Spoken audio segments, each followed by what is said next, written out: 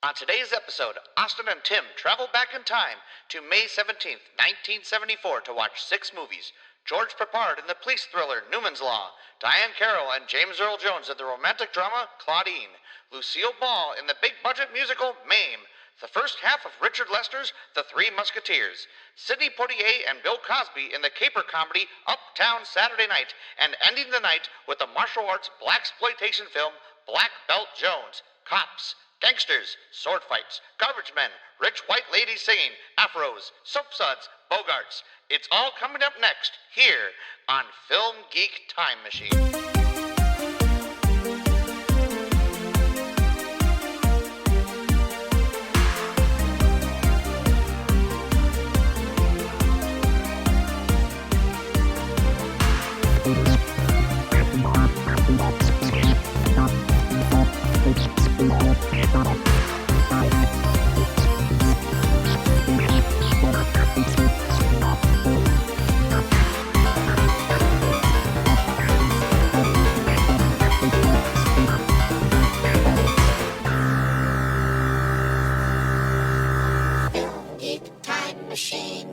Hello, everyone, and welcome to Film Geek Time Machine. I'm your host, Austin Kennedy.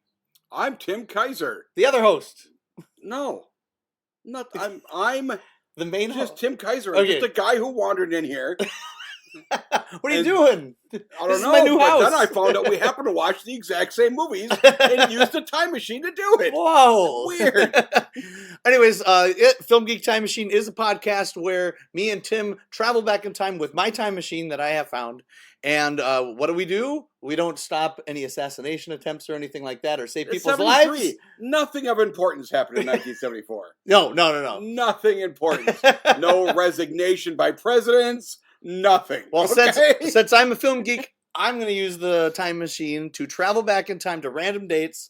This was not a random date this time. Because you specifically chose this date. Yeah, I did. So because of one of these fucking movies. Yes. May 17th, 1974 is the date that we went back in time to. And what we do is we look at the newspaper, and then we look at the times, and we pick like 5 to 7 movies. And this time we picked 6. We actually picked 7 movies, but one of the movies we were late for, and we ended up not being able to see. So although we have a time machine, right? But I want to have stupid bullshit strict rules. I want to make sure we can see it like cheating, like we actually literally could go back 20 in time. minutes of cheating not allowed. So so we picked a bunch of movies, and before we go into the movies that we picked, I'm going to talk about the time period that we went to. So we went back, like I said, May 17th, 1974, and the number one movie, or number one song, was The Streak by Ray Stevens. What? So that was the number one song ever? I'm trying to think of that song, because I remember Guitarzan. I remember that song by Ray Stevens. It's just a novelty song. Baby. Yeah, well, Ray Stevens does that. But Dancing Machine by Jackson 5, which I thought was a newer song than that, but I didn't realize it was from 74. No, that sounds about right. The Entertainer. I didn't think that song... Because people don't think of that song as a Jackson 5 I staple. love that song. It's a good song. It's a great song. But being it went to at least number 2, I'm like, I feel like that should be like, it's not ABC. It's really good. The Entertainer, which was from The Sting. It's an old song by Scott Joplin. It's and then Marvin Hamlish adapted it like for it the would movie. ever be on the radio during rock and roll. But it was a big hit. Benny and the Jets, Elton John. The Show Must Go On, Three Dog Night, Band on the Run by Wings, Paul McCartney's band.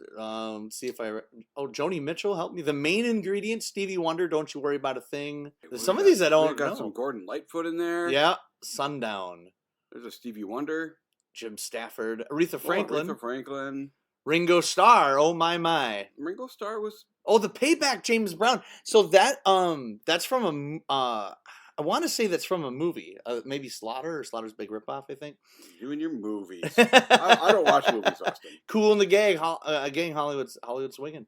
All right. God, Olivia Newton-John had a hit in 74? Yeah. Wow. John Denver, Sunshine on My Shoulders. So BTO. That was the time period we went to, and let's take a look at what was on that night. So I took a look, and we have Dirty Sally was a TV show. Convict.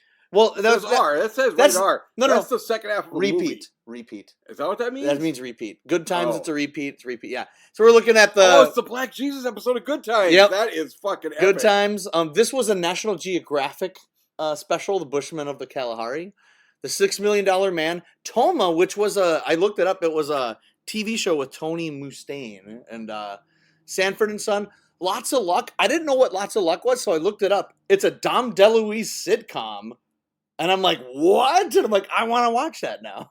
The Girl with Something Extra, which is a sitcom with Sally Field, where she plays someone with ESP. And I'm like, The Girl with Something Extra. Yeah.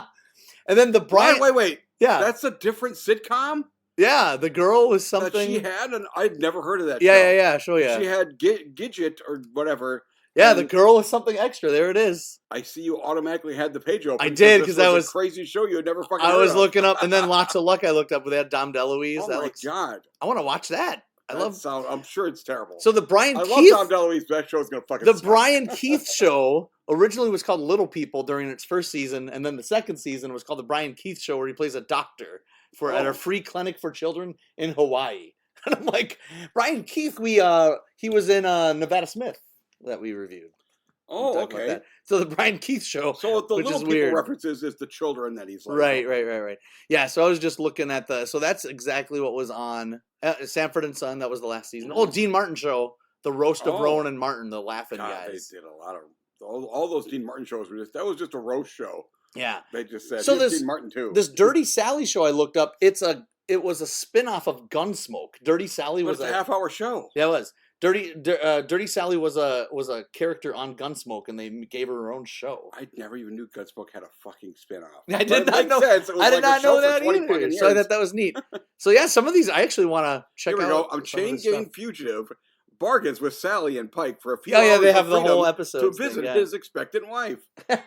All right.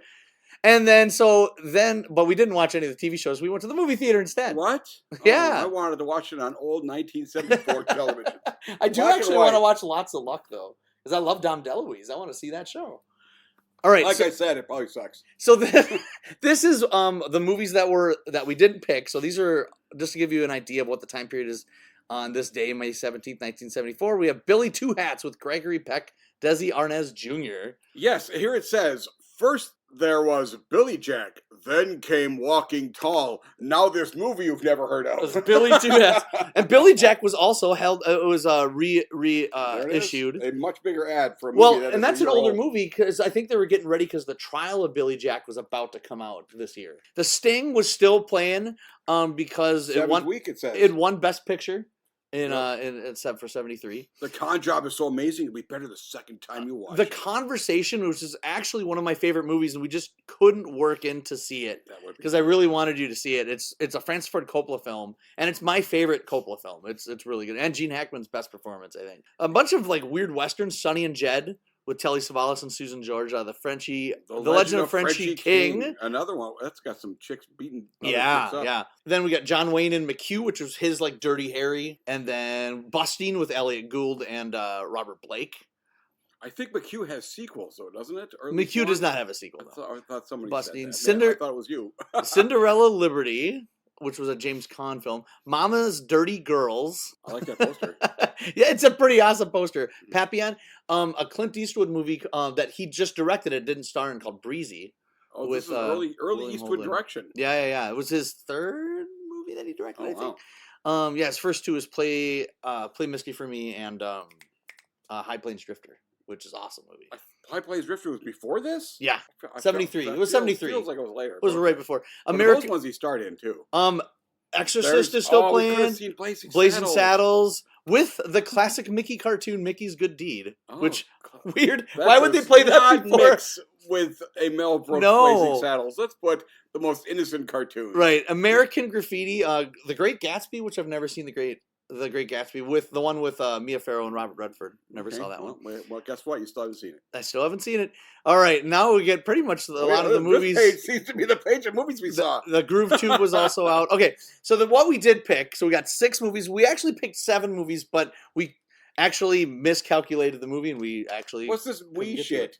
I miscalculated. Yeah, you suck, Austin. I thought we would have time, but I guess we didn't. The first one we do is George Peppard and Newman's Law, which was kind of like a dirty, hairy French Connection kind of ripoff. It's Kinda. his version of that. I went into it thinking that. We'll get to it. We'll get to it. The next movie was a sneak preview. And what they did So that's right. 2 of these were so not known. So it's kind of cool because back then when they did sneak previews, it just literally says, so I'll show you, special sneak preview, and then it says a heart and soul comedy, and at 2:15 and 8:15. So we saw the 2:15 version of this.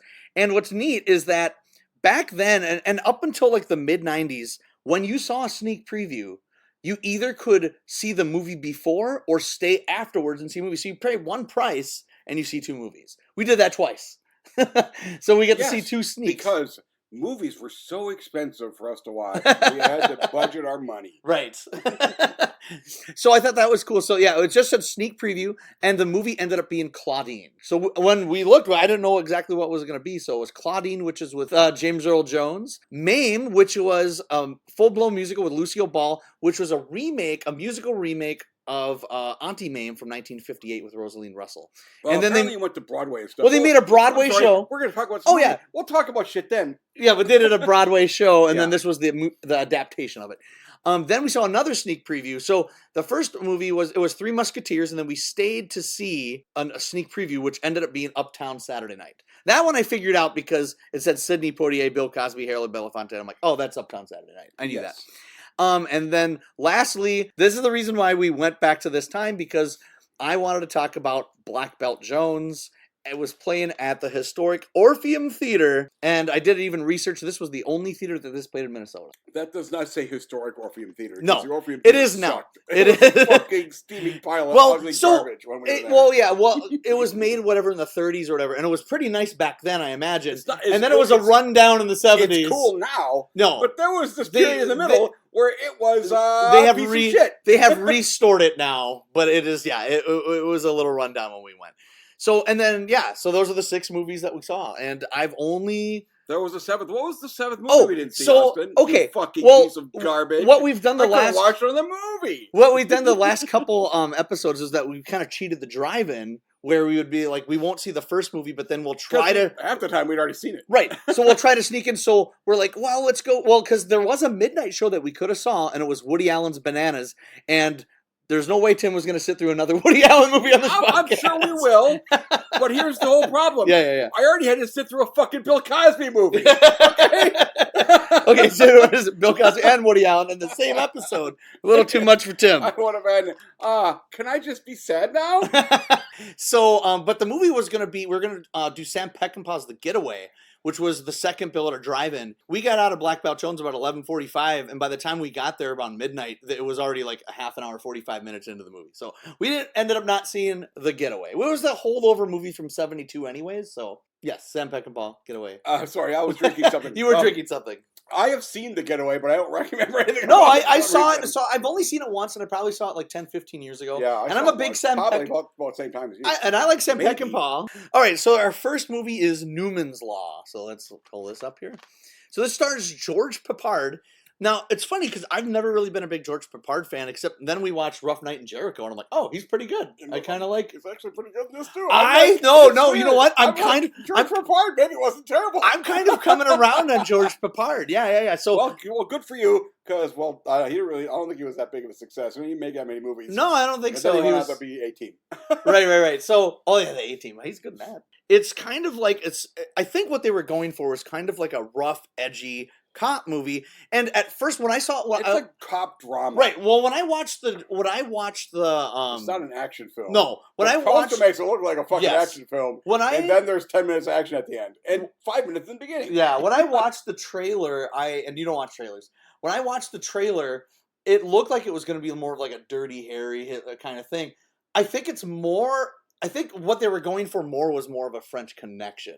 Because that has a couple chases and stuff, but it has more of a gritty drama feel to it. It is going for that.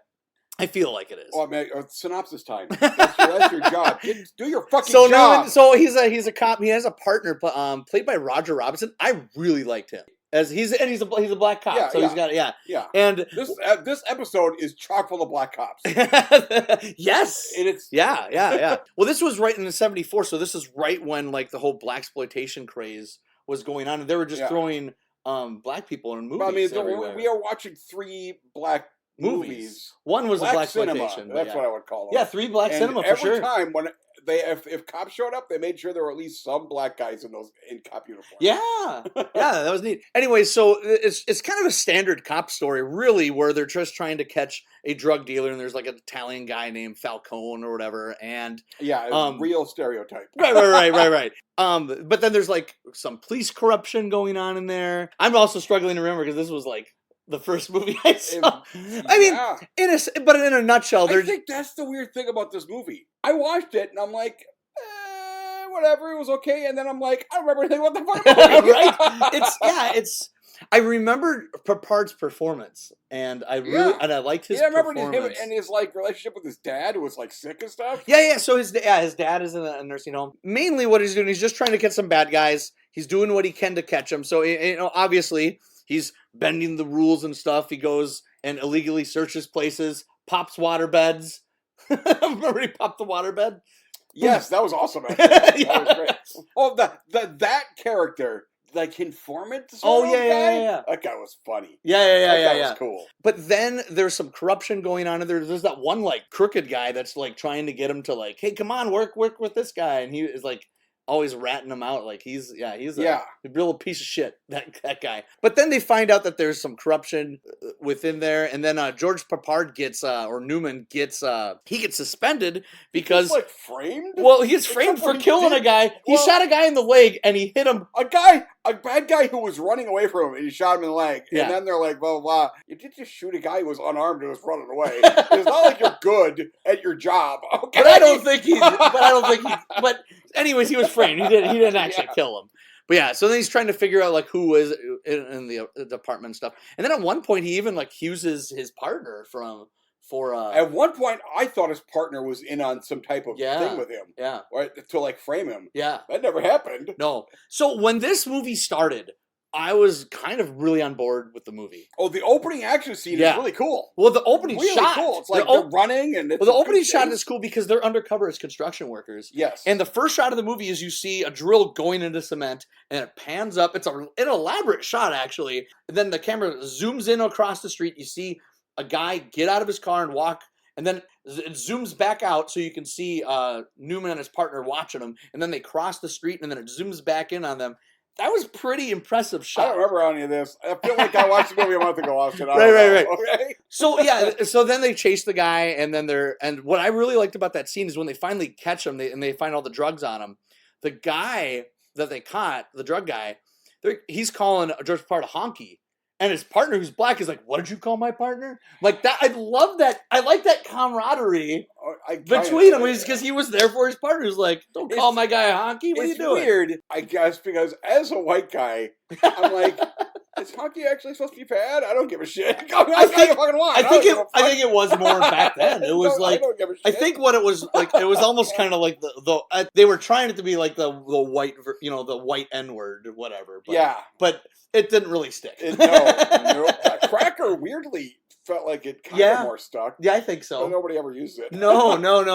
But I thought that was neat. I really like the camaraderie. So Pagoda's in this. I'm looking at my notes. Oh yeah, I forgot. My favorite part of the movie is the relationship between Newman and his partner. I really liked that stuff. I guess I liked him and his. I wouldn't really call it a relationship with his dad because his dad's like fully like. His dad didn't say anything. No, his dad's a character in the movie who basically is played by a mannequin. Right. Okay. But he's there. So the action, there's really not any action in the film. There's that chase in the beginning, and then at the end, there's that shootout when he infiltrates like the bad guy's house at the end, Falcone. I thought the first 2/3 were gritty and good. Then at the end, I thought it kind of lost a little steam where they were trying to make it a little more hard-edged.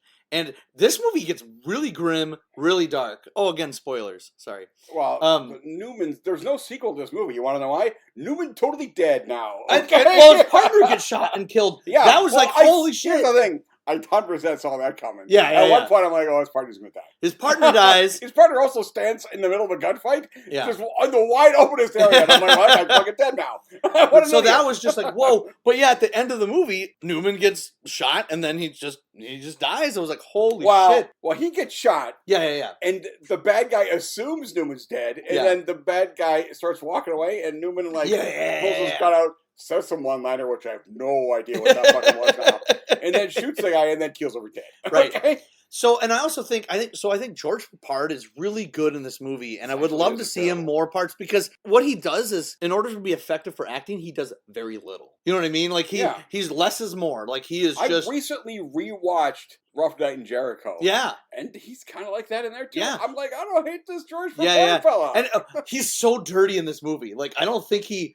Like, it looks like he needs to take a bath the whole movie. In that opening thing, he's undercover as a, like... Construction guy. And then but he doesn't shower for the rest of the film. Like, the rest of the... I'm like, dude, you were disgusting. Can you be slightly less disgusting now, okay? But no. So, for me, I'm giving it a 2.5, because I thought he was really good, and I really like the first half of the movie. I do think it loses some momentum and loses some steam, and the guy that plays Falcone is terrible. Abe Vigoda's always good. Yeah, he was fine. He was in there as a guy trying to... So here's the thing. Yeah. You said something about this is like one of those Dirty Harry ripoffs. It is not. And so I expected... After the opening scene, I'm like, awesome, that was pretty cool. Yeah. And then there was like an hour of which... It was just investigations. This movie isn't maybe bad, but it's not what I wanted. And so I'm like, it's hard for me to rate, because I'm like... It's hard to rate a movie for what it's not. I really wanted this to be a different thing. I'll give it 2. Okay. Well, yeah, I thought it was going to be one of those movies that I could laugh at and make fun of, but it actually is kind of serious. It's very serious. And it's not terrible, I don't think. It's weird, because I didn't like him, and then his dad stuff happened, and I'm like, oh, that's like kind of like, okay, I can. But the shootout at the end was pretty cool too. But yeah, so 2.5 and a 2. That's Newman's Law. There's a reason why you can't find it anywhere to rent. It's just like what you need is plutonium. That's how you're gonna have to go see this fucking movie. See this movie. Okay? Yeah. All right. Our next movie was the sneak preview. So we go in. We had no idea what it was gonna be, and all of a sudden it opens up, and boom, Gladys Knight and the Pips just start singing. And it was awesome. Like, holy shit! The music is amazing in this movie. I'm gonna have to first of movies. Yeah, that has amazing. Well, music. I collect. Surprise, surprise! Soundtrack on vinyl. I gotta pick this up. Yeah, you're a fucking nerd. It's really I gotta get this. Nerd. Anyway, so this is called Claudine, and it stars Diane Carroll and James Earl Jones, and of course James Earl Jones. Everyone knows him as Darth Vader. James Earl Jones. Yeah, he's awesome. A cool dude. Simba, Mufasa. This is a really interesting movie because it's like has a very naturalistic kind of feel to it. It's super naturalistic. Right. And it's kind of neat because it's just like a slice of life movie where we're watching characters kind of hang out and go through life. Flaws and all. Like nobody is perfect in this movie. Like what span of time do you think takes place in this movie? 6 months maybe? Maybe. Yeah, maybe. I don't even think that much. But yeah, anyway, so Claudine, she's in Harlem and she works she's like a servant maid, whatever. Oh yeah, she's like a cleaner. Or cleaning lady for rich white people. So, yeah. And then she keeps on seeing this guy because it assumes that you see him because it sounded like they talked to each other before. Well, he's the garbage guy. Yeah. And as she was walking up, she looked at him and she gave him the eye. She gave him the eye, and it goes. Well, yeah. Well, he looks pretty good in this movie. He's pretty hot. He's like 40 years old, and he's like he looks great. Yeah, he's a good looking. Yeah. He was wearing he's wearing like a tank top, and then of course the moment you hear him talk, you're like, okay, I want to fuck that guy. Right? Yeah. So, but anyways, he's just really trying really hard. He's like, hey, why don't you go out with me? Let's go. We got to go out. And then she finally like, okay. He like blackmails her. Yeah. I'm like, oh no. Is this going to have Tim problems? You know what though? It but here's the thing. It kind of came across. That comes across a little weird. Yeah. But the rest of the movie, I'm like, this is just people. Yeah. They aren't like bad people or good people. No. They're just fucking humans. And you're just watching them. Yeah. That's what I liked about this movie. There isn't. Yes. But when he goes to pick her up, boom. She has six kids. He did not know that. I think he assumed. I think she knew he had kids, but I don't think he had 6. He thought she was significantly younger than she is because she looks fucking She was phenomenal. like 36, I think, but She'll melt your fucking eyes. Yeah. Diane Carroll's great. Okay? And she's got an 18-year-old son. Yeah. And he's like, and he just thought there was a chance he was like 30 because she had a kid when she was 12. Yeah. And I'm like, okay, I've heard of it. Okay.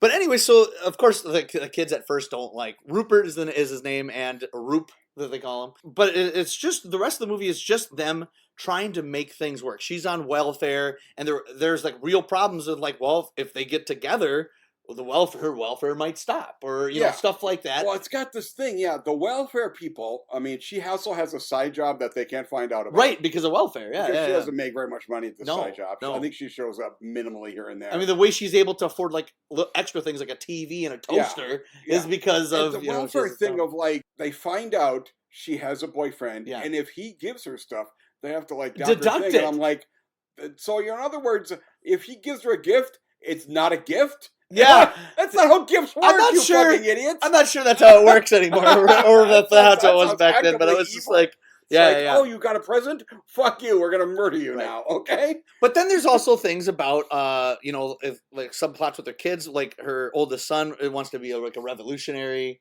Yes, join all that they stuff. all have their own personalities. The kids are fucking amazing. Yeah, they're really good at this. All of them. There's 6 of them. They're all fucking phenomenal. Yeah, and then the oldest girl is like going out on dates and stuff, and who ends up getting pregnant towards the end of the movie, and you're like, oh shit. I did really like this movie. I thought it was good. Loved I did like it. I was kind of like, at the end of it, he finds out.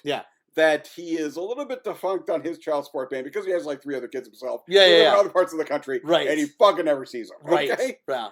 And then they start docking his pay and he's just like, I don't have any fucking money anymore. Yeah. He was going to marry her. Yeah. And they were essentially going to become a family. And he's like, I can't do this anymore. Yeah. Because I don't make fucking money. So he just runs out. Yeah. So he runs out and he gets drunk. He at one point says he's going to move to like Chicago. Yeah. He's just going to disappear. And he does. Here's the thing. For the realism of it, I kind of wanted him to not come back, but also I'm like, I want him to come back because I like these people. Okay?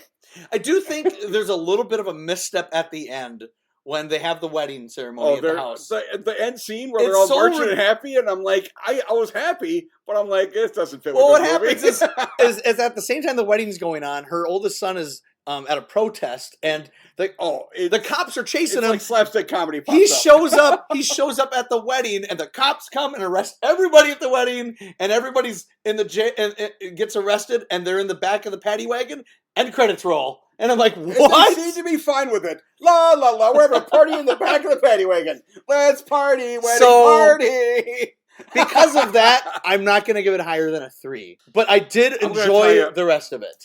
I did enjoy the rest of it. I really wanted to give this movie like 3.5 stars. Yeah. I really liked this movie. I was close. I was at the end, I'm like, this is fun. You can give it a 3.5. I'm going 3.5. Yeah. I really thought this movie was really cool. Yeah. And it's really different than any of the other fucking movies we watched. I think so too. Yeah. This seems like something like maybe Spike Lee would have watched when he was younger person.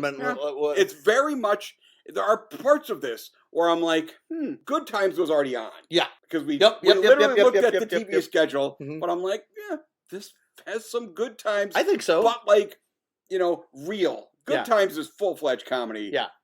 But with some drama-y things. This is drama with periodically there's stuff that makes you happy because there's comedy. But it's only because in real life shit happens. Yeah. That sometimes is humorous. So Diane Carroll's very good in the movie. She's fantastic. She's so good. But James Earl Jones is so awesome. And I don't think anybody's ever really seen him before since he's so loose in this movie. He is really. Because usually you see him and he's very stiff and the way he talks. But here he's just like, hey baby, come over here, come over. Yeah. And seeing him like loose and talk and jive he's awesome. How many of these movies had you seen before? Only Black Belt Jones. Oh, really? Wow, that's weird. You hadn't seen some of this. Yeah. Some of these I would assume you would have seen. But so I thought it was really cool. And just seeing James Earl Jones, if you're a James Earl Jones fan, you have to see him in this movie because he's so good. I think we all think of him as, a voice actor or bad guy. Shakespearean, essentially. Yeah, absolutely. That quality sort of He's the acting. bad guy in Conan the Barbarian, too. Yeah, you're right. He is. Yeah. But in this, he is just a black guy with a fucking job, with a girlfriend who is confused and has emotions, and I'm like, he's fucking amazing. Yeah, Holy shit, and it's really cool to see, like, especially because this was back then, blaxploitation movies were all over the place. I wouldn't call this a blaxploitation movie. This is a black cinema movie. I bet you studios are going, oh, another black movie, let's put it out.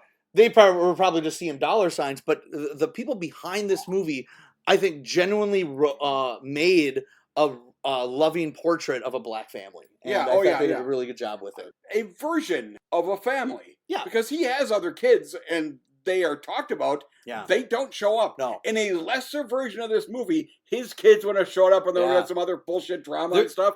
No, they are people who exist, but we're never going to fucking There's meet some them. pretty heavy shit in this movie, too. Like, when Claudine finds out that her daughter's pregnant, she beats the shit out of her. Well, that's the whole thing.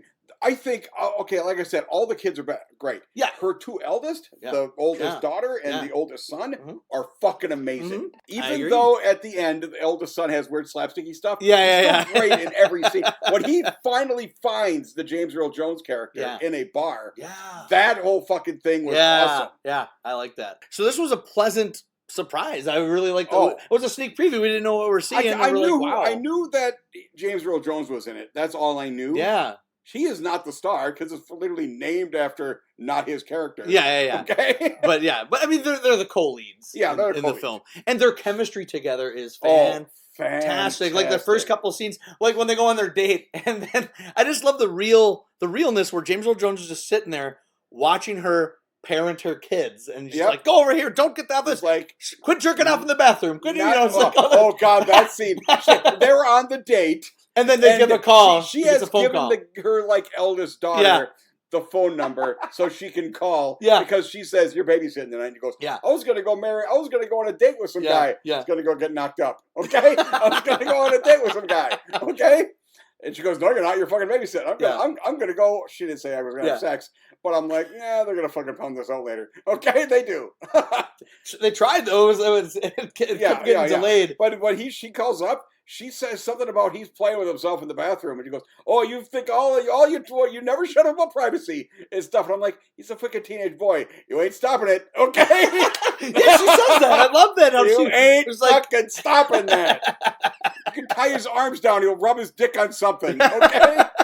No, it was pretty good, and this was directed by John Barry, Berry. I've never heard of this guy before, but he did a really good job.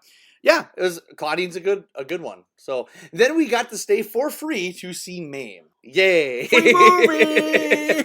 So MAME is a Technicolor musical based off of the Broadway. It was, there it is, 66 Broadway musical. But the 58 film Auntie Mame. So I have seen the original film. I have not seen the original film. Did you like the original film? No, I did not. And it's funny because it's pretty highly regarded, and Rosalie Russell was nominated for Best Actress or whatever, and the same problems. Austin, what's my favorite kind of movie? Musicals. I fucking love this fucking movie. I also was like, I'm pretty sure Austin might not like this movie. Wow. But Jesus Christ, I fucking love every fucking thing in this movie. I did not. So we're gonna. I thought Lucy was amazing in this movie. The stupid kid was terrible. I love musicals as well. So MAME, here it is. So this is Lucille Ball, B. Arthur.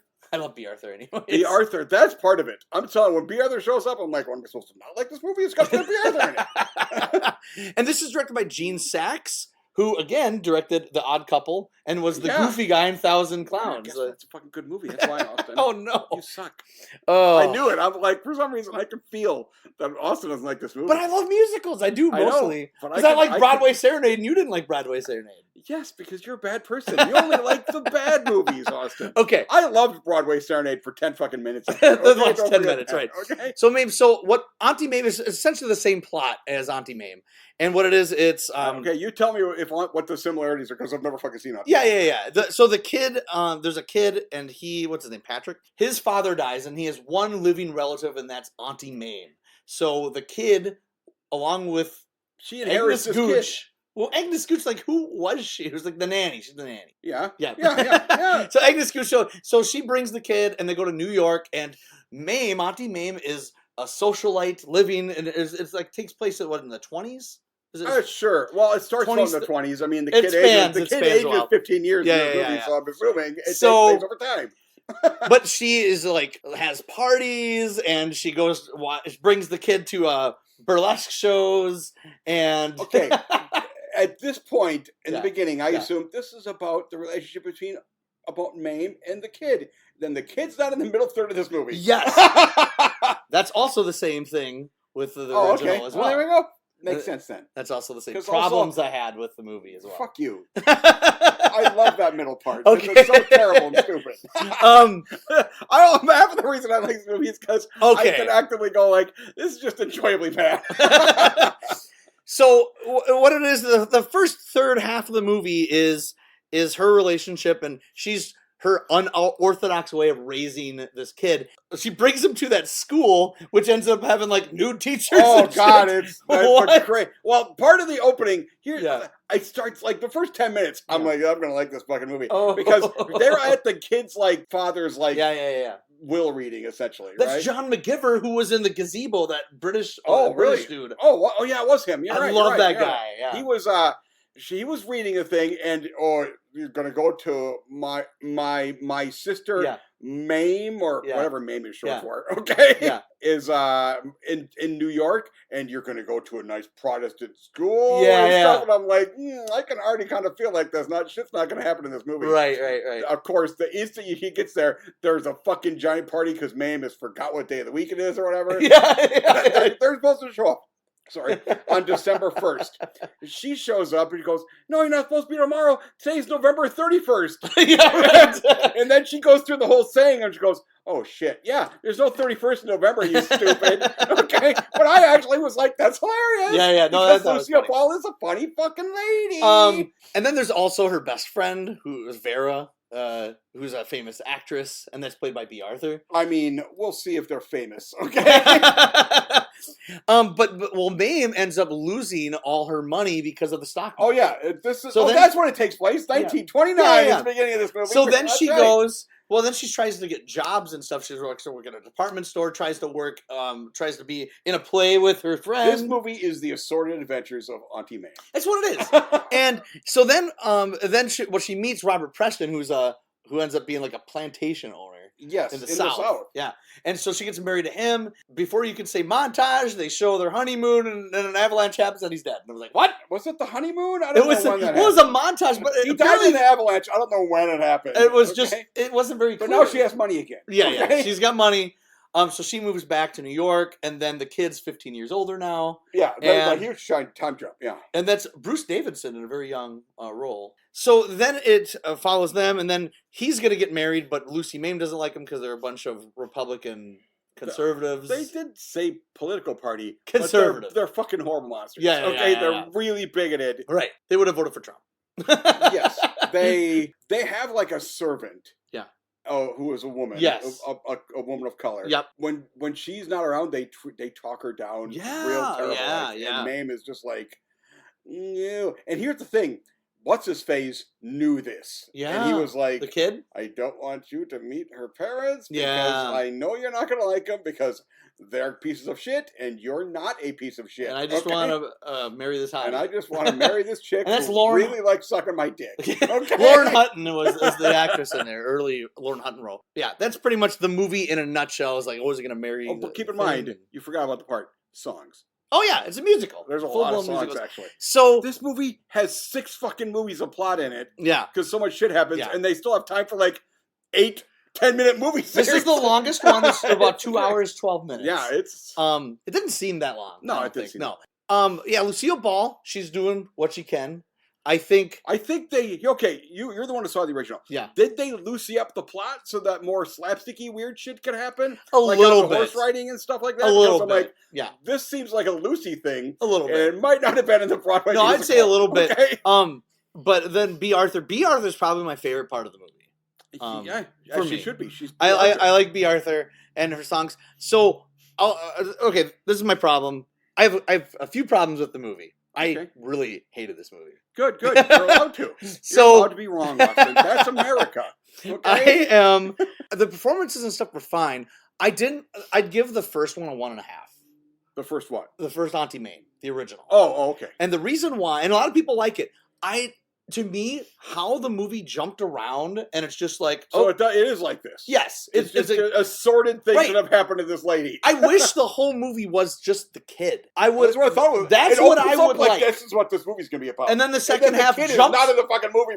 And then it jumps ahead 15 years without showing anything in between. And you're like, what the fuck's happening? Well, I mean, that can happen. And that I can understand, because the next big thing was when he gets married to this but then like, what happened in that period of time? How close were they? I didn't get an indication of how things were going, like how they were communicating with each other. That was the fault of the original as well. Okay. So I had a big problem with that when I saw the original. So I checked out of the movie because I'm just like, I don't care. I mean, if the movie doesn't care about its characters, why should I not care about its characters? So that was my... I don't actually disagree with any of that stuff. Here's the reason I like this movie. Yeah. I fucking love Lucy. Okay? So, no, I like Lucy. And every time she does stuff in this, she fucking nails it. She's fucking awesome. My other problem... And all the songs... I love every fucking one of them. So that was my problem. Including that horrible Nightmare MAME song that I can't get out of my fucking head. It's been in my head forever now. I love it. I didn't like the music in the movie, except for the one song. I liked the Christmas song. Yeah, the one that we've all know of. I know. I didn't know that was where that was from. Is that where this fucking song is from? Because this is like my favorite Christmas song. We need a little Christmas. We need a little Christmas. Yeah. Holy shit. This is what this is fucking from. I like that part. I use my future phone in the back of the thing and look it up. I'm like, fuck, this is from this musical. I like that. But other than that, and I really didn't like, I gotta find her name. Jane Connell as Angus Gooch, I hated her. I hated her performance so much because it was such an over-the-top, not funny, cartoony performance. It was just... And I really did not like her in the film. I fucking loved her. You did? I hated her in the movie. I hated it. She has literally never been on a date. And at one point, they glam her up. And one of my favorite things is her glammed up is literally just wearing slightly better clothing. And she's not glammed up at all, but she gets knocked up like the next scene. She's now pregnant. Yeah. And she disappeared for 6 months because she went on one date and never came back. I'm like, this is fucking hilarious. I love it. Right. But then again, it's losing sight of the focus of the movie. Who gives a shit? This is what life is. This is the life of Auntie Mame, and she just lived a glorious life in her 60s. Again, I would rather have it be about the relationship with her and the kid. Yeah, I understand. And that's why I said that's what I had a problem with the first movie. I fully understand watching this movie and not liking it. So this is a 1 for me. Because here's the thing. I had heard this was bad. And so that might have been what I went into it expecting potentially a bad but enjoyable movie. And I watched it, and I was 10 minutes in, and I'm like, fuck, this movie's... I'm going to love every fucking minute of this fucking movie. So what did you... I'm at a 1. This is a fucking 3.5-star movie. Wow, I fucking loved this. What's really I will funny... happily watch it over and over. It's funny because we disagreed that far before, but usually it's the other way around. Like, I give it 3.5 and you're giving something a 1. What did you just give this, a 1? I give it a 1. This is odd because you will sit there and piss them out about movies and give it a 2. Yeah. Okay. I really was not liking the movie. Because I piss and moan, I will happily... If it's a 1, it's because I found something redeemable in that movie. Okay? I'm actually glad you liked it. But yeah, this is regarded as a pretty big flop when it came out. Yeah, I had heard that. This time... This is the reason... Part of the reason is... This is the reason why Lucy never had a film career later on. Well, and she should have because she was huge. Musicals at this point were pretty much dead in the water in the 70s. This also... And right past the last 60s, the end of the 60s, they had like Hello Dolly and Thoroughly Modern Millie, Sweet Charity, like big musicals, and they all flopped. Nobody in this movie can fucking sing. And they all flopped. Lucy oh my God. Cannot sing. She mostly just sort of talks a little bit. The kid is a fucking nightmare of not singing. Yeah. It's a horrible nightmare of not being able to sing. Yeah. And I'm like, why does that make the actually Robert Preston, my favorite of the... Well, he's actually a guy who's from musical theater. He can sing. Music man, yeah. But that one musical number, the choreography of that in the South, that was pretty good. It's good. But was that song in your head? No, that was not a good song. Literally, the way we typically do this is we go see the movies and then we let it stew in our head and then we talk about it later. I think I can't get out of my fucking head. Oh no! I'm like, oh my God! I've had to hop on YouTube and I'm like, I have to fucking watch that thing again. Well, I'm glad you like it. Yeah, I really and me loving musicals, I was really disappointed because I'm like, I think I'm going to like this better than the original, and I didn't. I didn't like it better than the original. can't imagine liking the original more because No, you probably it won't. won't have songs. No, And right. they'll actually try to make it good. And I'm like, nope, they didn't even try. This movie sucks, and I love it. All right, next movie is The Three Musketeers. So this was actually Richard Lester. He was most known for making the Beatles movies. He did Help and Hard Day's Night. Okay. And nope, he's most known for Superman 2 and 3. Oh, that's right, because he did 2 and 3. He came in for 2 and 3. That's right. I'm talking about for his good movies. Well, 2 is pretty good, but the Donner cut's more of a thing. 2 was only good because there's Donner, another guy who made a good movie, and then they threw him in there and said, "We're going to make you do the shitty parts of this movie." Yeah. That does not. This movie's pretty good. Yeah. So, but it was shot as one movie. It was a 3.5-hour movie, and they decided that they had to cut it. So they made 2 movies out of this: Three Musketeers and The Four Musketeers. So this is the first half of the movie. This one says it's also known as Three Musketeers: The Queen's Diamonds. Yes, because there's some Queen's Diamonds plot. And then the other one is Milady's Revenge. I think is what they did. Yeah. Okay, as you said, I don't watch trailers. I had to watch trailer in this movie because it ends in a fucking trailer. And I'm like, well, I gotta watch this fucking trailer again. It ends with the scenes from Four Musketeers. We've already made this other movie, so here's a trailer. So I'm trying to think. I've seen maybe 2 or 3 other versions of Three Musketeers. I've seen the '93 Charlie Sheen, Kiefer Sutherland, Oliver Platt one. I mean, isn't the Man in Iron Mask essentially a Three Musketeers movie? That's Fifth Musketeer. So it's a sequel to Three Musketeers because it's there was a sequel back to this. Yeah. To these 2 movies, they came out like '89 apparently, which I had not known about. Return of the Musketeers, which I will be talking about. I haven't seen it, but Richard Lester also directed. What you're going to talk about, but okay, I haven't seen it either. But yeah, so it stars Michael York as D'Artagnan. You got Oliver Reed, Frank Finlay, and Richard Chamberlain as the Three Musketeers. Yes. Raquel Welch is in there, looking fine. Yeah. Oh yeah. Wow. Weird, Raquel Welch. Raquel Welch. This is our second Raquel Welch because she was in Bandolero. This episode has added a lot of people who have now had a couple movies. Movie. Yeah. George Papard of all people, and Oliver Reed. Oliver Reed got in there too. Charlton Heston again. Chuck Heston. Oh God. Yeah. Well, he's the Cardinal. This is like his 4th. Yeah. Faye Dunaway, so she's the Milady de Winter. Christopher Lee as the henchman, the Count. That's right. He starts right out, and I'm like, oh, he's a bad guy. Yeah. If you're not familiar with it, it starts off with D'Artagnan. He's going to town. He wants to be a musketeer. The Musketeers have disbanded or whatever, or they're about to disband. No, they don't disband yet. No, that doesn't happen in this movie. That'll be in the That'll be in the Four Musketeers. Spoiler piece of I actually haven't seen Four Musketeers, but sorry. I'm just thinking of the story of the Musketeers. But yeah, they might not have because I don't know. They had to make a long movie because I'm pretty sure that book is fucking thick. Yeah. So what happens is that he wants to go to town, but he runs into all the Musketeers. They all think he's rude, and they're like, "We're going to teach some manners. Yeah. We'll have a duel at noon. You have a duel at 1 and 2." And so they all show up there. But then they just end up fighting the Cardinals' men anyways, and then they became friends. If you've seen Superman 2 and 3, they are full of horrible gags. Yeah. Is the problem with 2 and 3. Yeah. In this, almost all the gags land. Oh, absolutely. It's actually funny. Well, Shit. Yeah, Richard. Never mind. That's why they hired him to put these gags in, because he can do it good. Yeah, he can. Maybe this was the last time he did it good. I don't know. Well, also D'Artagnan ran into, before the Three Musketeers, ran into Christopher Lee as well. And who kind of slighted him. And, he he didn't get the shit kicked out of him. No. He just got the shit kicked out of him. Well, his sword got broke immediately. And then there's a bunch of stuff going on with the lady waiting. We got Raquel Welch, and she's married to the inn owner, who is British comedian Spike Milligan, who is a fucking weirdo. He's weird, but he's funny. I'm a big Spike Milligan fan. He's funny. It's really odd that you're married to who? He's actually this does not make sense to me. You have to watch. He is a guest appearance, Spike Milligan, on the Muppet Show, and he's fucking awesome. Like, I love Spike Milligan. Oh God! And he's in a couple. Awesome. He's in History of the World Part 1. He's all over the place. He's fucking funny. He's a comedy. He's terrific, and but he's so weird, and but it works in this movie, you know. Yeah, well, everybody's weird in this movie. Even the people who are supposed to be dead serious. Oh, actually, I guess Christopher Lee is. Even Christopher Lee has a couple of jokes.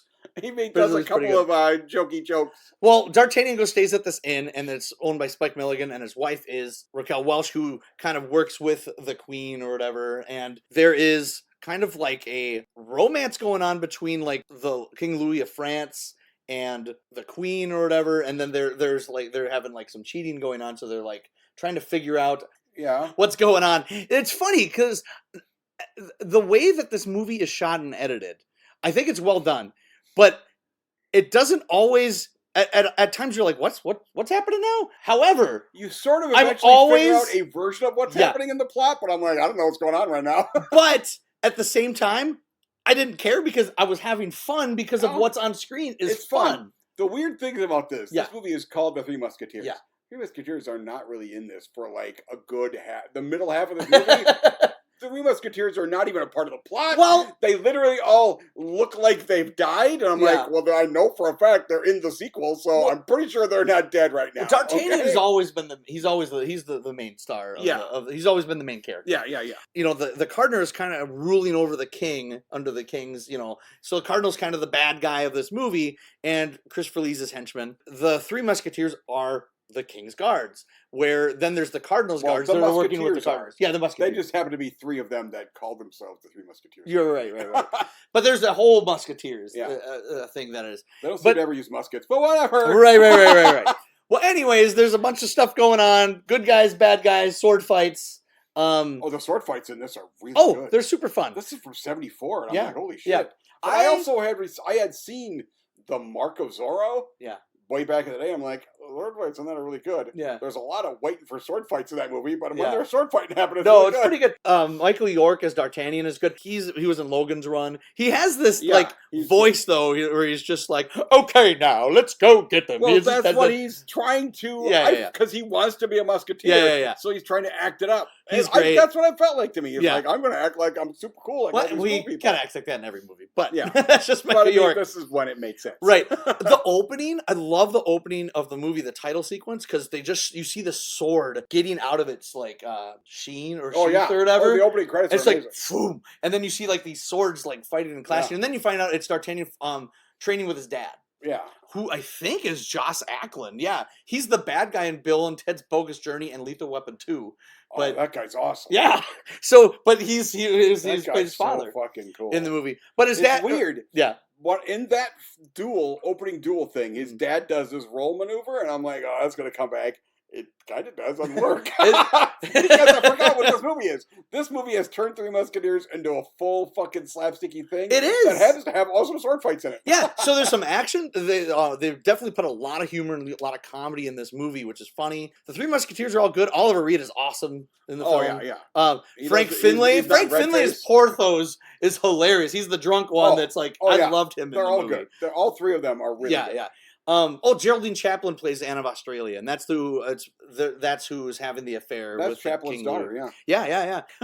Christopher Lee's awesome in this movie. Yes, and I thought one of the coolest sword fights is when they're fighting in the dark and they're having those lanterns. Oh yeah, it's cool. And in order to not to be seen, they're hiding the lanterns, and then boom, they pull out the lantern and the sword comes out.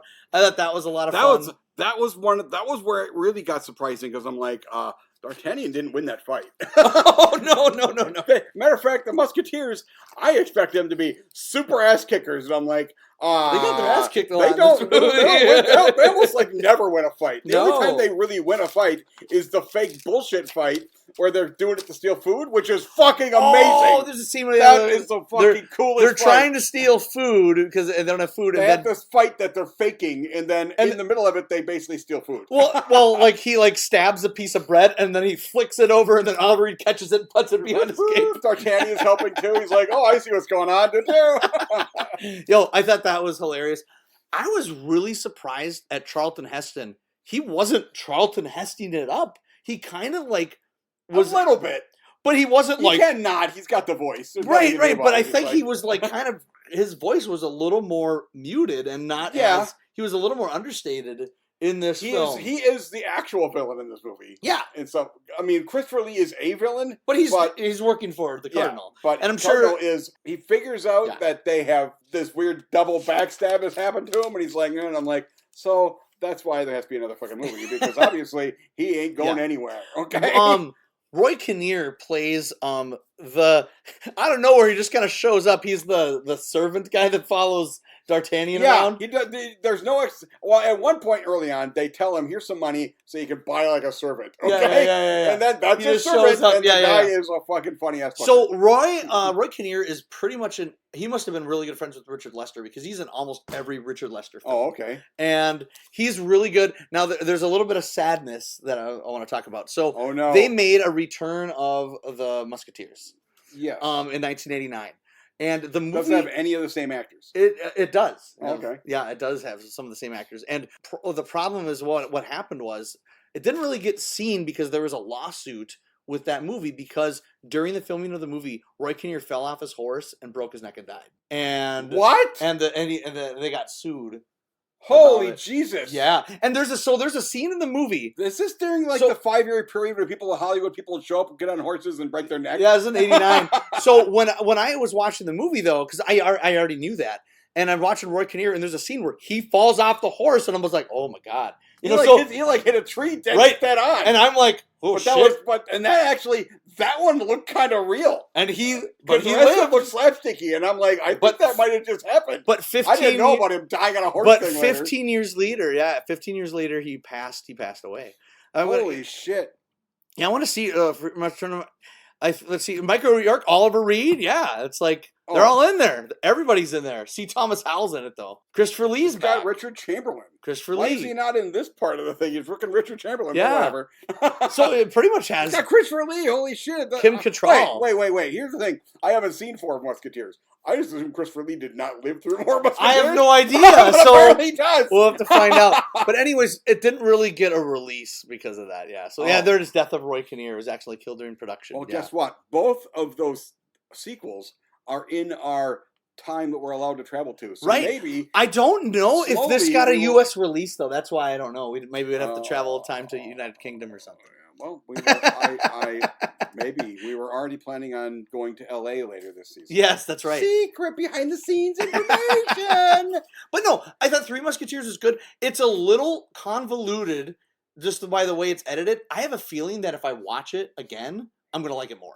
I agree. I believe because the plot in this is so just sort of there, and then periodically it just says, "Oh, wait a minute, we got to put a plot in this movie. Here's a bunch of plot shit," and I'm like, "Go back to sword fights, okay?" But I'm like, "Okay, there's some plot with some." The queen has got like given her like all the diamonds, to Lord Buckingham, because she's in love with him, and then Porthos has to go there and get them back, but somehow two of them are missing. Right. So Lord Buckingham like makes fakes that are perfect. I don't know, does it like 20 minutes? So whatever. Faye Dunaway is like hardly in this movie, so I'm guessing she's going to be in the second one a lot more. She was. That's why it's called Milady's Revenge. Okay, yeah. So, okay, that makes sense. So she's going to be in it more. But no, I'm going to give this a 3.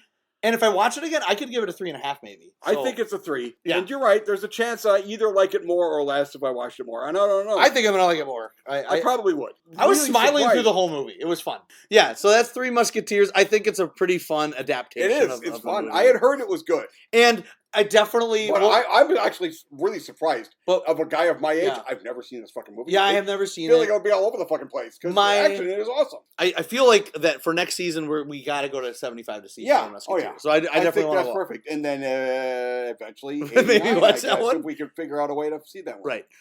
Next movie. So then that was the sneak preview. So then we stayed to see the sneak, which was Uptown Saturday Night. Uptown Saturday Night, which is Sidney Poitier directed it, and he also stars in it with Bill Cosby. Now, here's the thing. I had no recollection. I'm pretty sure I'd seen that list that said Bill Cosby, but that list went on forever. And I assumed Bill Cosby's going to be in this movie. Bill Cosby is the co-lead of this fucking movie. He's all over the fucking place in this movie. Sidney Poitier and Bill Cosby. Now, he made a series of movies with Bill Cosby, so this was the first of them. Yeah. And they're not related or anything. They are not. That's another thing. I actually told a friend of mine I had seen this, and he goes, "Oh, but they made 2 sequels." And I'm like, "Oh, not really. They're not sequels. They are actually people that look identical, and they have different names." Yeah. Okay. So it was Uptown Saturday Night, then it was Let's Do It Again, which I've seen that one. Okay. And then Piece of the Action also has James Earl Jones in it. I haven't seen that one. Okay. And that's like a 2.5-hour movie. I looked at it, I was like, Jesus Christ, why is it 2.5 hours? Oh God, I don't know. Because here's the thing, I didn't hate this movie. I don't think I could sit through it. I didn't hate this movie. It would get real old. I didn't hate this movie at all. So this is a really interesting or kind of a fun premise, like a caper premise. So Sidney Poitier, Bill Cosby, they are friends. What is their name? Steve Jackson and Wardell. Jackson and Wardell, they're kind of like blue collar workers. One of them a taxi driver, one of them works at a steel mill. Yep. And which I love that opening shot of the steel mill, by the way. Oh, There's really some really cool shots in that. It is. Here's the thing. There are parts of this that are directed well, and other parts I'm like, oh. Sidney Poitier, maybe he wasn't. He also directed Ghost Dad later on, so with Bill Cosby. God, I forgot about that. I forgot that he directed that. Yeah, he did. Nobody even knew the monster that was in that movie. No. But we all knew that movie sucked. So this, I want to say this was his third film. Oh, really? Okay. So as a director, Sidney Poitier, I think Buck and the Preacher was his first one, and then Warm December was his second. But then I didn't really care for that either. Anyways, Uptown Saturday Night. So what they do is they want to go out a night out in the town. Let's go. And well, mostly Bill does. Yes, he kind of Sidney Poitier is like whatever. Along. I can't remember their character names, and I have. So they sneak out 1 a.m. They go to a place called Zenobia's, and it's like this high end. And it's cool because it's pretty much just like all black people in this movie, which is awesome. It's just the white people are basically background people. You see an extra every once in a while, like, oh, there's a white guy. Yeah, but I think it's really cool. It was, and what happens is they go to this place and there's gambling and there's some hot mamas over there. Hot mamas. And one of them's rolling them dice. Yeah, she comes back later. Yeah, she does. I liked her actually. She was cool. She was awesome. Now, so they're playing a game of craps. They're winning money. And the place gets ripped off. And they take... not ripped off, held up. They get held up. Full-blown. Yep. 3-4 guys. Yep. They make everyone strip down to their underwear, except that one lady who wasn't wearing underwear. Yes, that's right. It was a skeezy scene. Hold hoochie mama or whatever they said. Yeah. Crazy fun. So what happens is though, so they get their wallets and everything taken. Well, the next day, now it's funny because I feel like that they should have set up that he bought a lottery ticket, but they didn't even set that up. No. All of a sudden, the problems with this movie. Yeah, I wish they would have set that up. But anyways, they were watching the news and all of a sudden, wait a minute, that sounds like my lottery numbers. They won. We won $50,000. At that point, I'm like, because here's the thing: the parts of this movie where it was just Sidney Poitier's character and his wife are boring and lame, and I'm like, oh really? I actually like them. Because I was just enjoying the rest of it, and I'm like, oh, we're back to them. This is gonna be boring. I actually like their standard relationship-y shit. I thought I saw a much better version of this movie 2 movies ago. Claudine. I thought the first scene of them together was on par with that, in my opinion. I really liked that. Anyways, now he's like, we got to get that money, Wardell. We got to go. We got to get that money. Yeah, so apparently he informs her what happened at that point. Because he had been keeping this a secret, and he was like fake sleeping when she was trying to ask him questions. Yeah. And then he finds out the thing, and he goes, guess I better tell her that we could be rich if I commit repeated horrible crimes right now. So the rest of the movie is Bill Cosby and Sidney Poitier going around trying to find the money by tracking down gangsters, going on the street, talking to prostitutes, whatever. And then Richard Pryor. Oh yeah, Richard Pryor. Sharp Eye Washington. A movie I want to watch is called Sharp Eye Washington. Okay. Richard Pryor is a private eye who ends up being a con man that rips him off. Yeah. He's a con man who has had numerous other things. He gets arrested literally a minute later after he's taken some money. Do not get the money. Roscoe Lee Brown back again. Oh God, Roscoe Lee Brown was amazing. Yeah, his entire character was fucking awesome. Yeah. His politician or whatever. Oh God, and who was married to the crap shooter. Yeah. The people who showed up were black, so he completely changes into like African garb, and he completely hokies it up. And I'm like, if those are whiteys, you would have freaking been completely changes the face of Richard Nixon to Malcolm X. That was pretty funny. That was funny. And then there's also a scene too where they go into a bar trying to find Little Seymour. They're gonna find Little Seymour, and then who's the big guy's name? He's like, I'm big so and so, and then oh God, that fight was awesome. There's a funny slapstick. At one point, the little Seymour is like standing on a bar, and the big guy just sticks his arms out, and he runs across his arms and then jumps on them. And I'm like, oh my God, that was epic. Yep. And then it finally leads to the big guy, which is Harry Belafonte plays Geechee Dan. Unrecognizable in the movie. I'm going to tell you. He looked like he was going to die of a heart attack. I'm going to admit it to a thing right now. Yeah. I didn't know that was Harry Belafonte until you just said it. Just now? Right now. And I'm like, that was Harry Belafonte? Holy shit! Well, he was He's pretty like much got doing cotton in his cheeks, like Martin Brown. You know, except for like, this is had time to become like 2 a years. meme thing. Oh, Godfather was huge at this. Yeah, time, I know, but the cotton thing. When they filmed this? I don't. So he put the cotton in his mouth, but like his face, his eyes are always bloodshot, and his face is like a little red in it. Like it looks like he's gonna have a heart attack in every scene. Yeah. So I wondered, like before every take, if he just would have like roughed his face up. I believe he did. Because he looked. I believe he was good. Yeah, that was craziness. I can't believe he just. I didn't even know that. And then Kelvin Lockhart plays the guy that actually held up the Flip the Wilson's place. amazing in this movie too. Flip Wilson as the Reverend. Oh God, I've always loved Flip Wilson, but he is epic. He shows up as the Reverend. I expected him to end up being like the actual bad guy. It never happened. So then there's a big confrontation at the end where they're trying to get the money, and there's a car chase where the great green screen or rear projection of him on top of the car. It's hilarious. Bad. It's very Black Dynamite. So just like the next movie, which is very Black Dynamite. Yeah. So the last. Okay. So this movie, I have two things. So I actually really like the first 2/3 of the film, and I didn't like the last third of the film. I thought it loses steam because I thought the energy was good. My favorite part of the movie, and I know it's Bill Cosby, I really like their play with each other. Oh, no. Bill Cosby is funny in this movie. This is my main problem with this movie. How much I like Bill Cosby. He was really funny. And I'm like, I don't want to like you, Bill. You're horrible, but you're good at this movie. You're actively better than Sidney Poitier. Which doesn't make any sense to me. Yeah. Sidney Poitier. Yeah, it's fun. It's cool. I figured out later on, Sidney Poitier is playing it as like an doofusly ignorant dude, and I'm like, you're too good at this because you come up as being shitty. Well, it's so stupid, funny. Okay? In Sidney Poitier, in all his other films, he kind of talks like a white guy. He talks very proper. Well, yeah. And so it's nice to see him kind of let loose and be like, okay, mama, and blah, blah, blah. And it's cool. We've seen him in 2 other movies, but one of them ever talked. Yeah. So it's kind of cool seeing him in this movie, like Fast and Loose. Bill Cosby is really funny in the movie. I love the scene when they're going to the bar and the guy gets thrown. You see a guy get thrown out of the bar. He's like, Sidney Poitier, did you see that? Yes, I saw that. And then if a dude hits me, I'm gonna mess him up. Like just the way he's so funny. I felt like in this though, because when he was talking with his wife, he talked more like what I consider Sidney Poitier.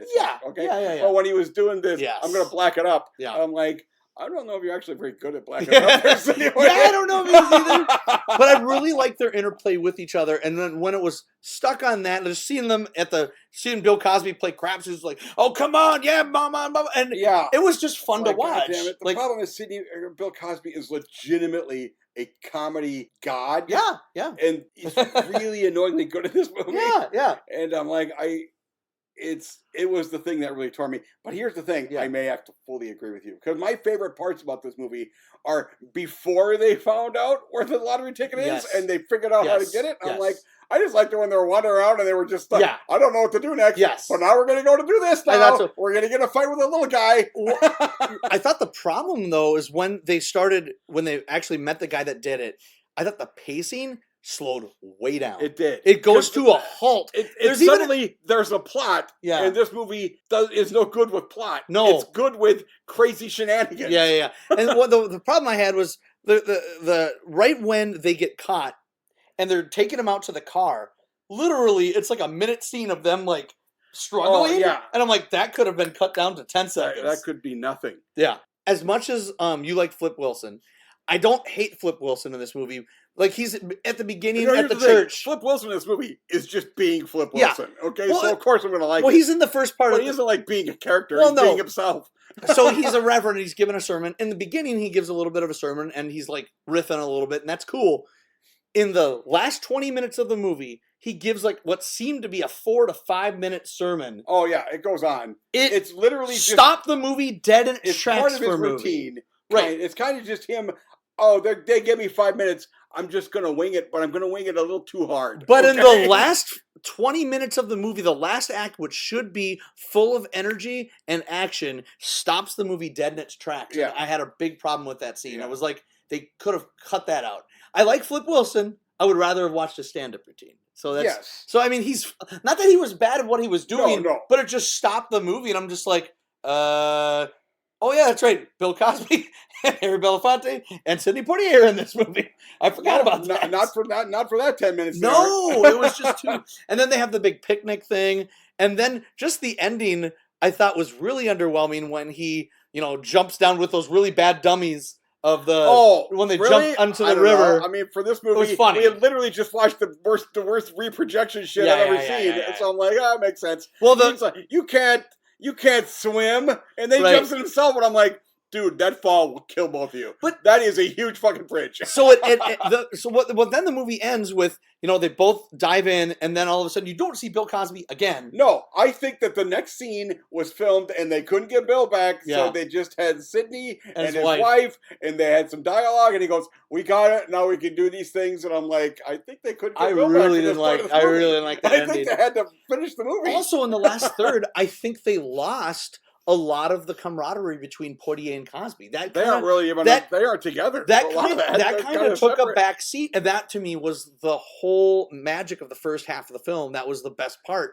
Yeah. So for me, I feel like what happened was Bill raped Sidney Poitier's mother. And so Sidney said, "I don't want to be your friend anymore," but then we're going to make 2 more movies later. Wow, that's crazy. Okay, so the first half of the movie, 3 stars for me. Last third, 2 stars. It's a 2.5. That's how math works. I'm going to give it a 2. I'm going to give it a 2.5. I'm going to go. But I didn't hate it. A 2.5 sounds pretty good, actually. Yeah. I actively think I didn't hate the last part as much as you, but I may not have liked the other part as much as you. So I'm probably going to go with a 2.5 anyway. Okay. That's Uptown Saturday. That was our sneak preview. So, all right. Speaking of movies I don't like as much as you, that doesn't mean anything, okay? Because nobody likes this movie as much as you. No, I don't think so. All right, our last movie, we went to the Orpheum Theater to see Black Belt Jones, the movie that I wanted to see. So it's directed by Robert Klaus, he directed Enter the Dragon. The credits here say, "Enter Jim Dragon Kelly." That's what it says on the poster, yeah. Well, okay. The fact that he directed Enter the Dragon explains why some of the fights in this are actually filmed really well.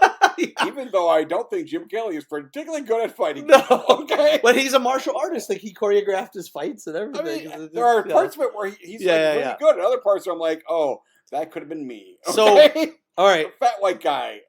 Story time. Yay, stories. Here we go, story time. So I have a history with this film, which is why I love this movie so much.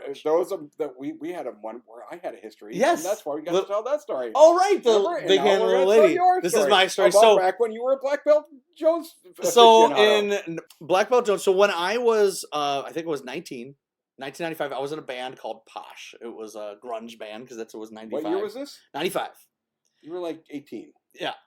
No, I was 19. 76. You turned 19. Yeah. So I was 19. How math works. Yeah. So I was 19. We would watch movies, my band would. And we went to Hollywood Video. My drummer picked this movie up. He was like, look at the cover. And this was the cover, that square. Part of it. Okay. And it was just a black guy with an afro with a shirt off. And he was like, the thing is, in that picture, the afro isn't nearly as good as it is in the movie. In the movie, it's a perfect sphere. And it says Black Belt Jones. And my drummer was like, we're fucking renting this movie and we're going to watch it. Okay. And we watched it. Then after it was done, we rewound it and we watched it again. I believe you. We laughed so hard. This is probably in my top 5 times I've ever laughed. I probably laughed never harder than the first time I watched this movie. I watched this movie sitting next to you, Austin. I'm still laughing. Typically, I'm not able to really super gauge whether you like the movie. I'm like, oh, Austin really likes this movie because I have a hard time understanding what they're saying over Austin's laughing.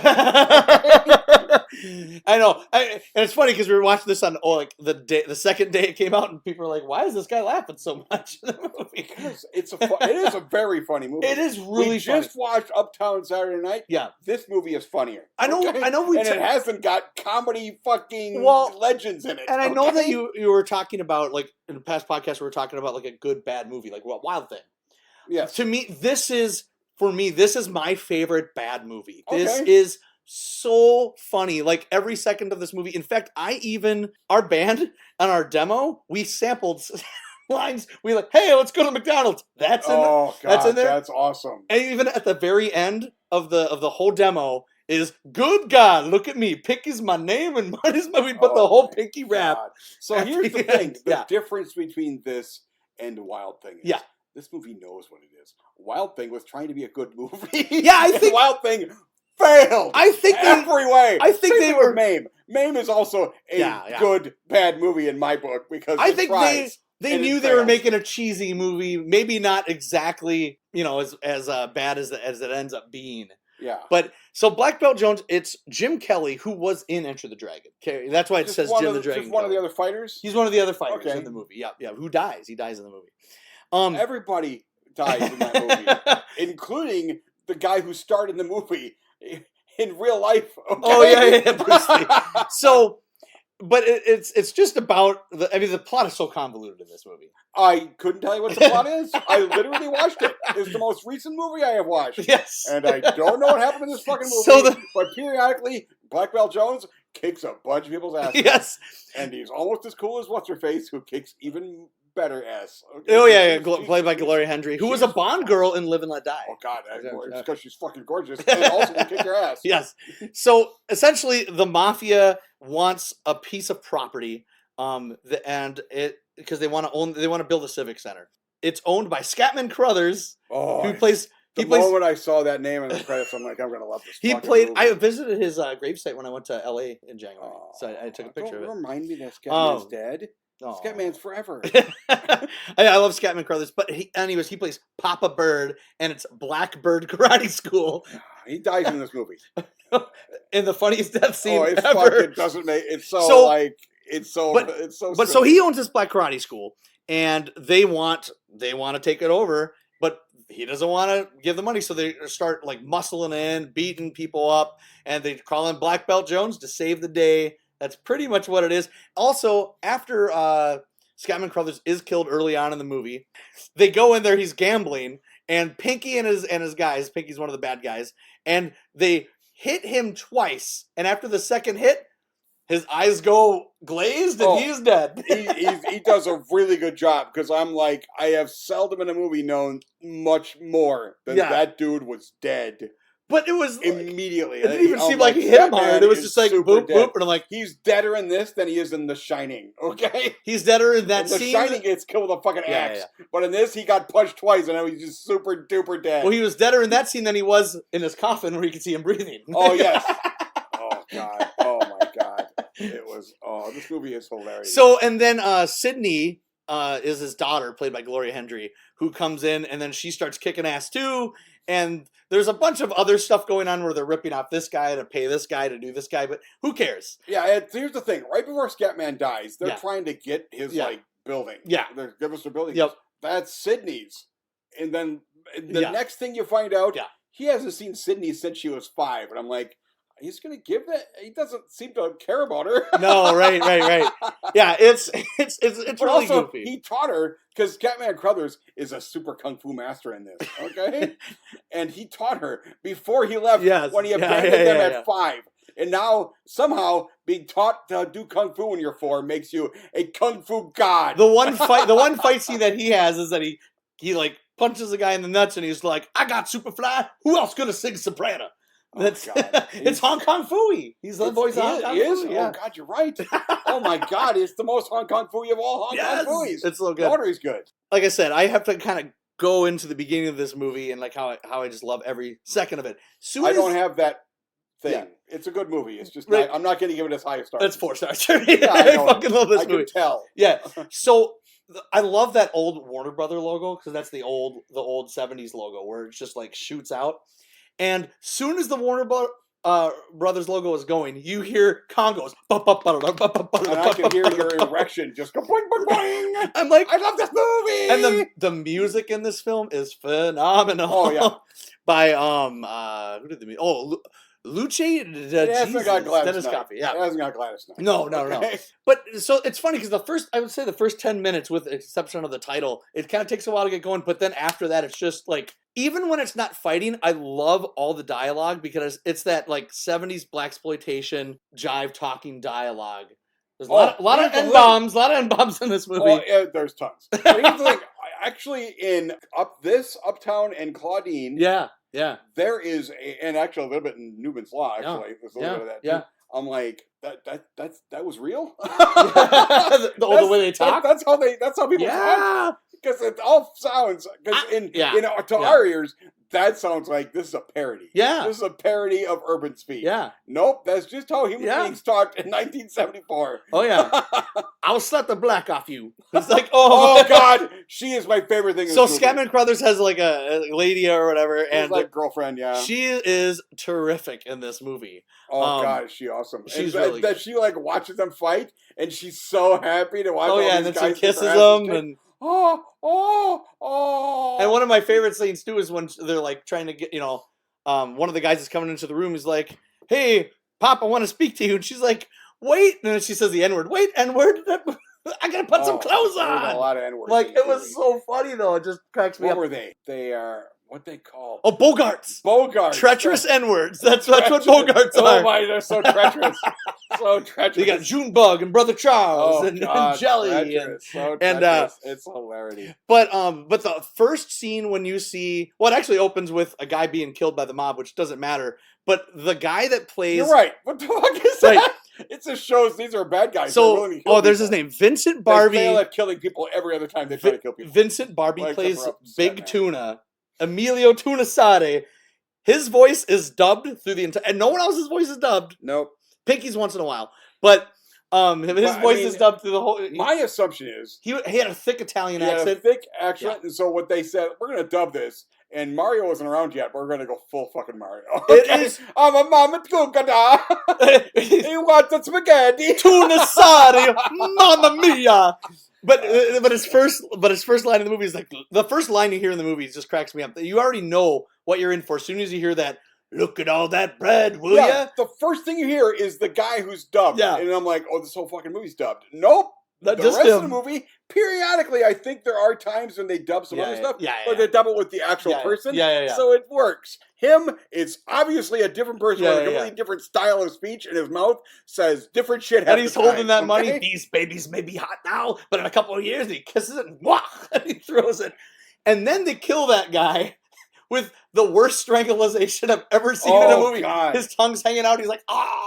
This is the weird thing, because I have not really heard this movie talked about in the blaxploitation things, and it should be. It's so fucking funny. It understands what it is. Yeah. And this is early in that period, and they said, we're going to go to crazy insanity time. And it gets crazier as the movie goes on. The opening titles is worth the price of admission alone, because he's a bodyguard. You have to sit in shitty 1970s ones to do it. The opening is, he's like, there's a bunch of bad guys gonna kill some or go after a guy that he's like doing a bodyguard job before or whatever. You see him approaching the guy, and he jumps up behind a car in slow motion, and the music just starts. There's so many silly freeze frames during that opening. Or freeze frames every credit, and he jumps out and he jumps in the middle there, and it freeze frames on him, and he's got that full He's got face. Bruce Lee mouth. Yeah. That's what it is. He's going, ooh, he's got the Bruce Lee, pierced lips. And then when he fights and he hits people, he goes, "Hoi!" And then he goes, "Woo!" They went all in on the punch sound effects, because it truly does sound like gunshots when people get hit.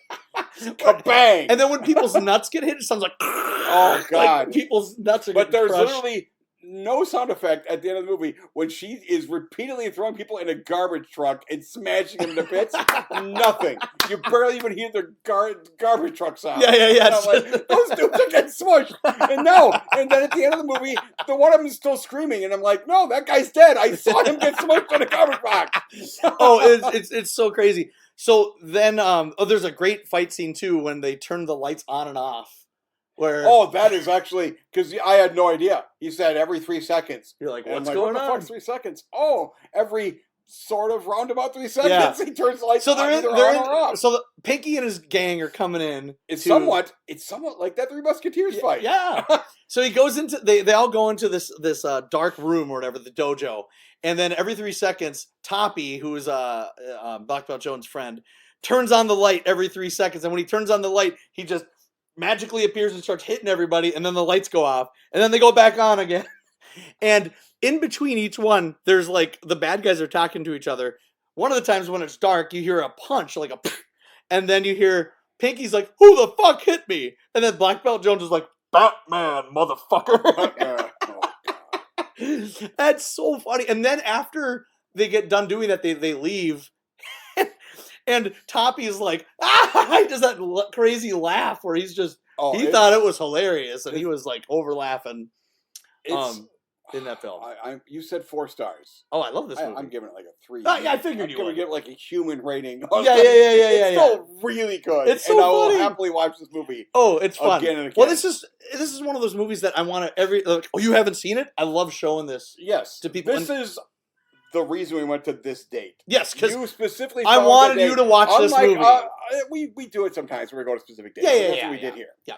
Weirdly, for my movie, it just happened to appear. We were looking at the thing, and I'm like, "Oh, we've seen that fucking movie." I don't know if we would have fucking heard of. This, we just happened to stumble on it. I don't know if we would have done it because this was in 1 week in Minneapolis. Oh, I believe it. I believe it. These are not the kind of movies that lasted because we didn't have multiplexes. Right. And a multiplex thing, this thing would last a few weeks. There's a few things. There's a lot of things that I talk about. One of my favorite scenes is a fight scene where he kicks a guy, and the guy flies like 15, 20 feet in the middle of the air. It's in slow motion. Like slow motion kick, which is no better than any other kick in the movie. Yeah. Okay, and then the guy flies through the air in slow motion and goes through a window, and I'm like, we've literally seen 20 other people go through windows. What's so fucking special about this movie? What does the window?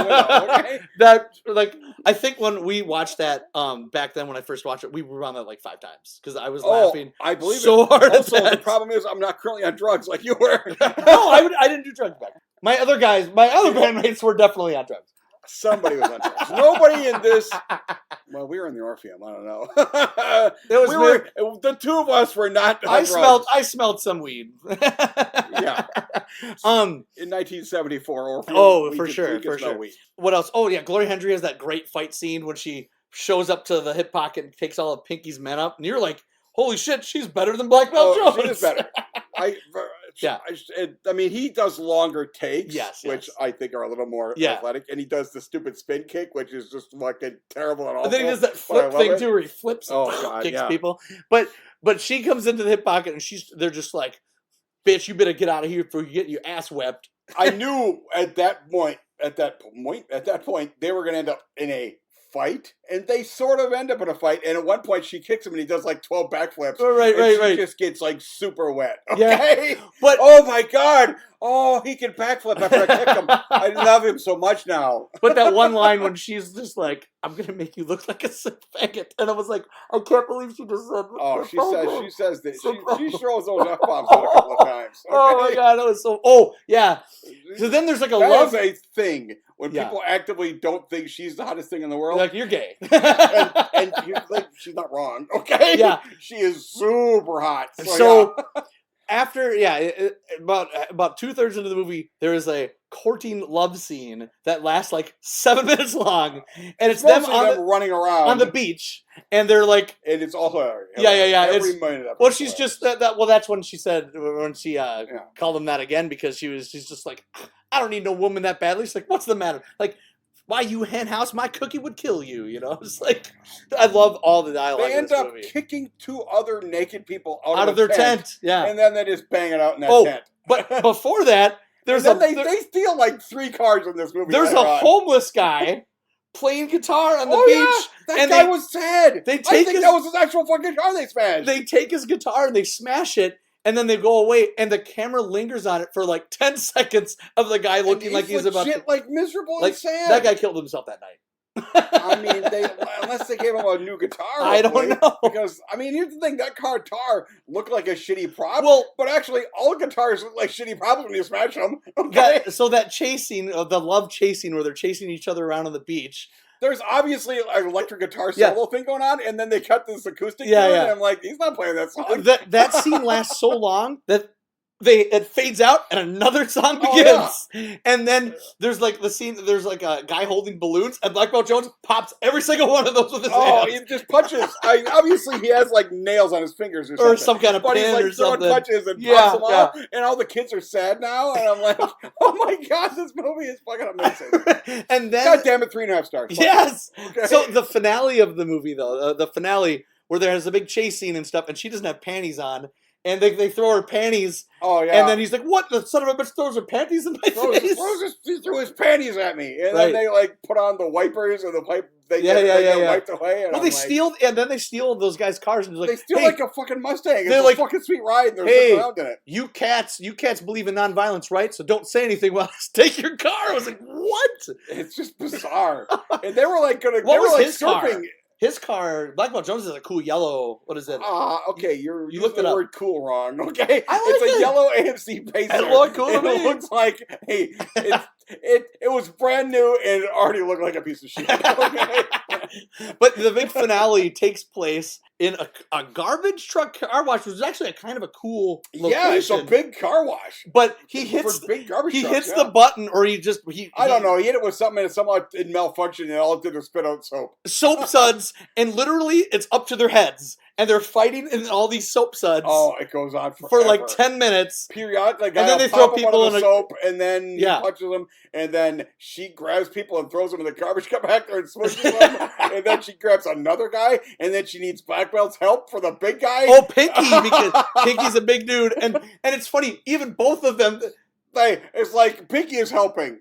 That then again, I'll tell you, one guy yeah. legit got in just because he was sort of pointed because he had like hitting the nuts. Oh. And I was like, I'd rather be dead now, so I'll just jump in there. Speaking of nuts, Gloria Hendry Sydney, there's that one guy that wears that kind of beanie, and she always grabs his nuts through the whole movie, and she's just like, she works that guy's nuts. Well, and she like literally takes him by his nuts and by his nuts throws him into the garbage. Yeah, she basically picks him up and throws him against the wall by holding his nuts. And I'm like, that guy's fucking sad. But there was like only one time where they did the nut sound where you could hear like a nut crack. It was. And I'm like, oh, that guy's fucking dog. Guy's miserable.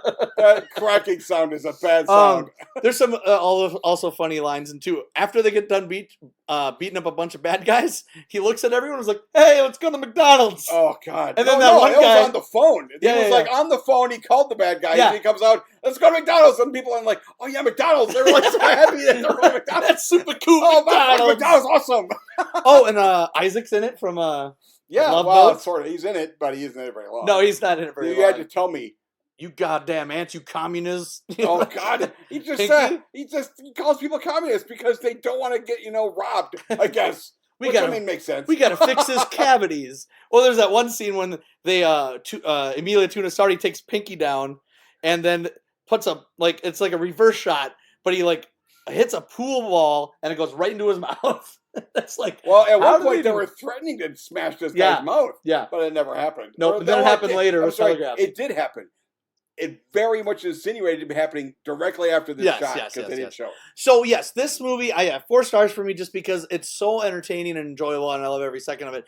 Now, it's one of those movies that you have to watch it with a group of friends. It's just so much fun. Yeah, watch.